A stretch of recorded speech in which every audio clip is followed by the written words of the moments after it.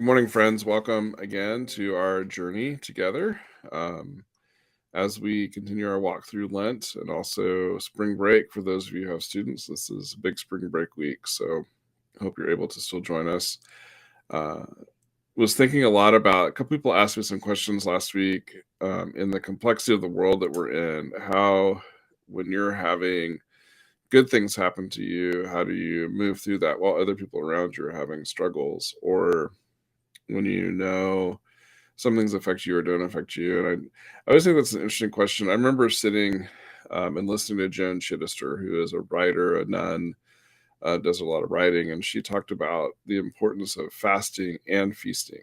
Fasting is when we give things up in order to make space for us to pay attention to the things, that yearning that we have when we fast from something or give something up, or uh, is to allow us to then take that moment, not to just miss that item, but also to help us to remember and to focus on whatever it is that we're feeling spiritually called towards. It could be to fast so that we can focus on poverty, or to fast so that we can think about injustices in the world, or fast so we can think about other ways we can improve our lives.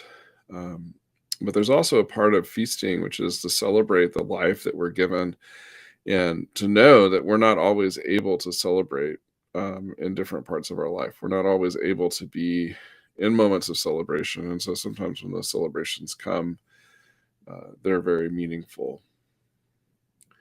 Dave Matthews, in one of his songs, has a lyric that says, "Funny the way it is.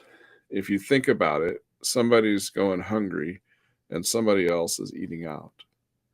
Funny the way it is, not right or wrong. Somebody's heart is broken and it becomes your favorite song." I think in the complex world that we're in, when we see tragedy unfolding before us daily, but also in the complex world that we're in when it's a whole nother world away from us, um, we can have that. Sometimes people call it survivor's guilt. We can have all kinds of other feelings about that. And this isn't meant to justify anything, but it's meant to say that in the midst of this, there is still space for both to happen. And that sometimes is a difficult thing to kind of understand.